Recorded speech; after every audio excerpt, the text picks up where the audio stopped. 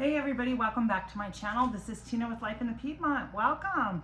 If you're new here, thank you so much. I have so many new friends here and I appreciate each and every one of you. So thank you for being here and taking the time to watch and subscribe to my channel.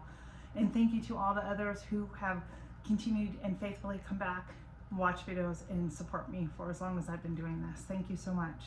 My video today is part of a collaboration that is being hosted by myself, Life in the Piedmont, Tammy over at Mountain Grandma, and Gail over at Gail's Southern Living. And this is called Cupid's Creations. And as we know, the month of February is all about love. And there are a lot of great things that you can give to your loved ones. Part of that are sweet treats. And so I am going to bring you along as I make a sweet treat for Cupid's Creation to have in the house and to give to my loved ones. So why don't you come along and join me. Let me tell you what I'm making. It's a red velvet cheesecake brownies. I've never made these before. I found this recipe off of Pinterest and I thought, what a perfect treat, right? For Valentine's Day. Red velvet cheesecake. You can't go wrong with either one of those. So hopefully they come out good. And I can share this recipe with you down in the description. And let's get started, friends. So one of the first things I am going to do is I am going to combine my flour, cocoa, and salt. So let's get that started first because those are the most important things that we need to do. And I have my flour here. It's about 3/4 of a cup, they say, of flour. I'll put in here. And then we are gonna do 3 tablespoons. They say Dutch processed cocoa powder or unsweetened cocoa powder. I have the unsweetened cocoa powder. So 3 tablespoons. And then we're gonna do a 1/2 teaspoon of salt.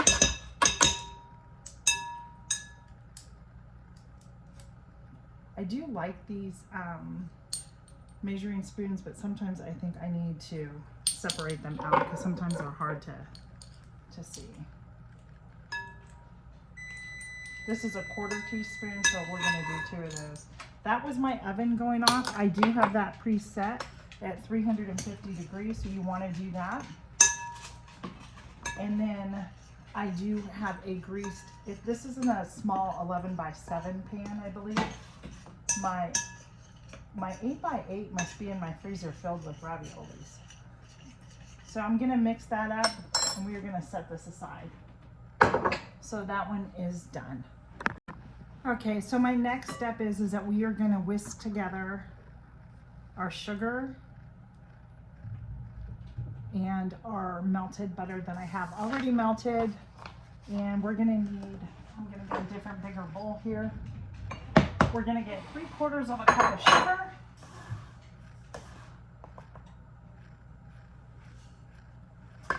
And 1/2 cup of melted butter. We're gonna whisk these together for just about a minute or so. And I have my eggs, and you need 2 eggs at room temperature.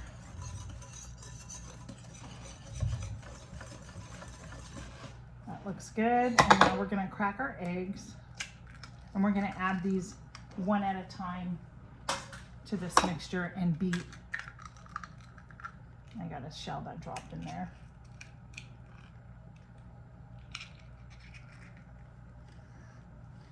And then we're gonna beat this for 2 minutes.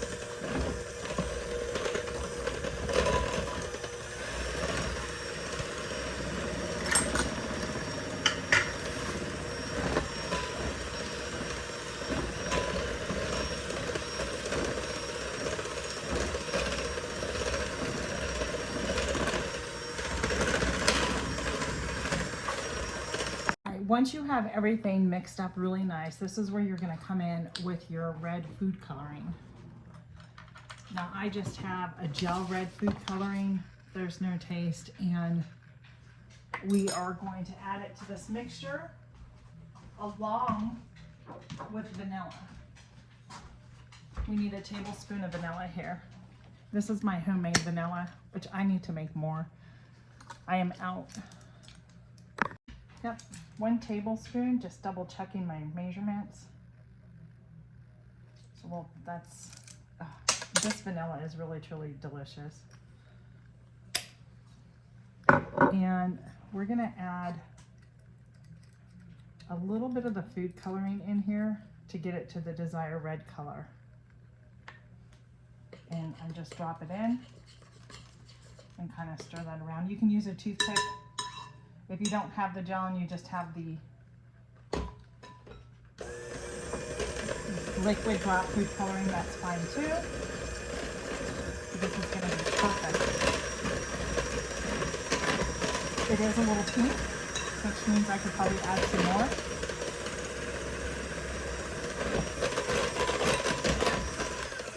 I'll just show you how that turned really quick, and then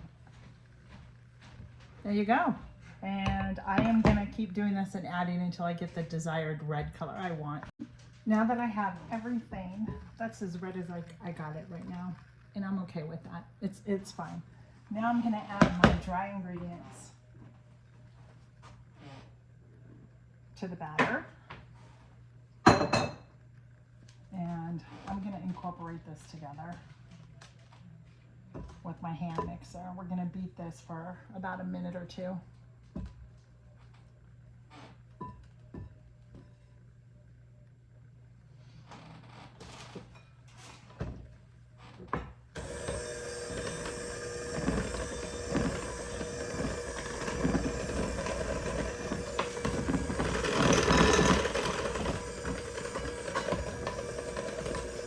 We want to make sure we incorporate this together really well.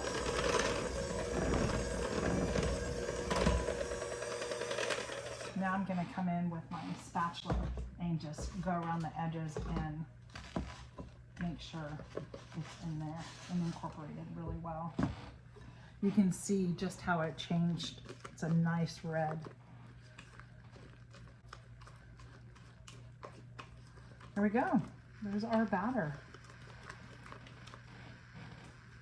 Now we're going to get ready for our pan and pour everything together. Now we're going to make our cream cheese mixture. And to that, you need to bring up to room temperature 8-ounce block of cream cheese. I have been letting this sit out since yesterday with the intention on making it yesterday, but then didn't get to it. So it's all okay. So we're going to open this up if I can. Yep. And then to that, we are going to add a 1/4 cup of sugar, 1 egg, and 1/2 teaspoon of vanilla.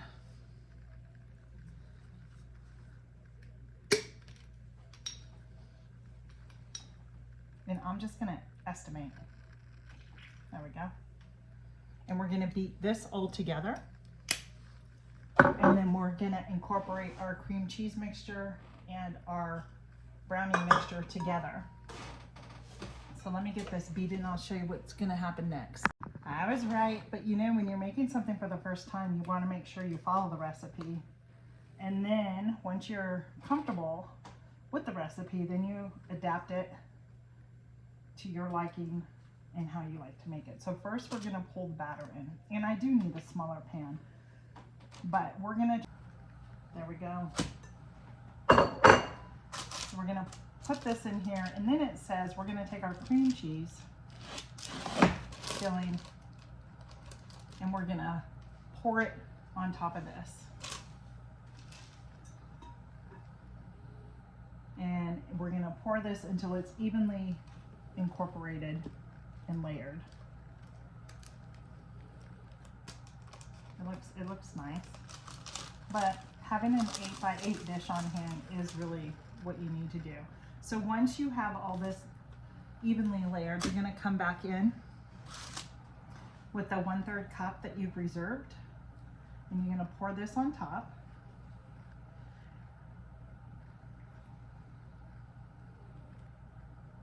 Just like so. And then I'm just going to come in with a chopstick. You can use a toothpick whatever you have. And then we're just gonna kind of swirl the rest of the batter in here and just make a fun design. It doesn't have to be anything beautiful. Just do the swirls. It is gonna kind of take some time to, the batter's so thick, so you are gonna need to just give it some time. Just swirl. I think that looks pretty. We're gonna bake this at 350 for about 30 to 35 minutes, and I will show you the finished product. The brownies are done. I cannot wait to show you. They are absolutely beautiful.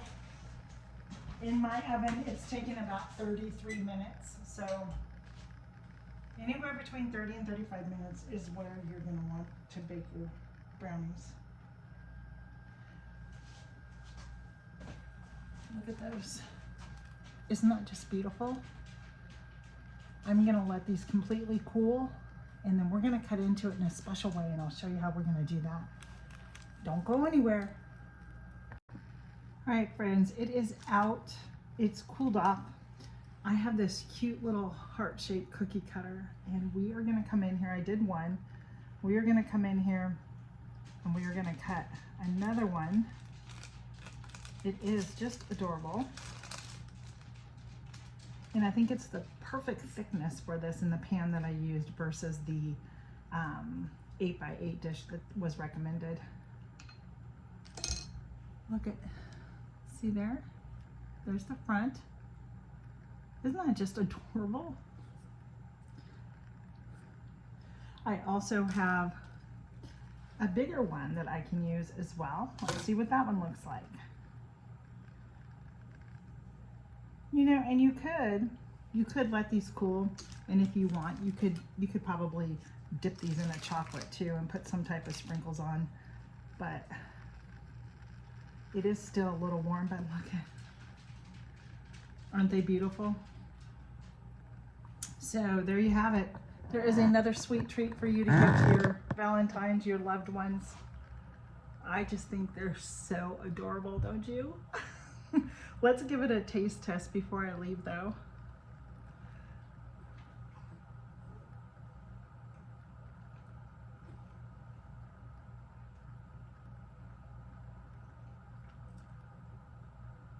Those are good.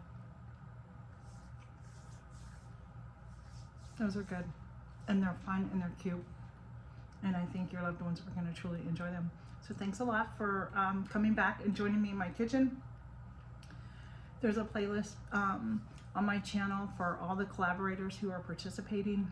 And I will see you in the next video. Take care, everybody. Bye.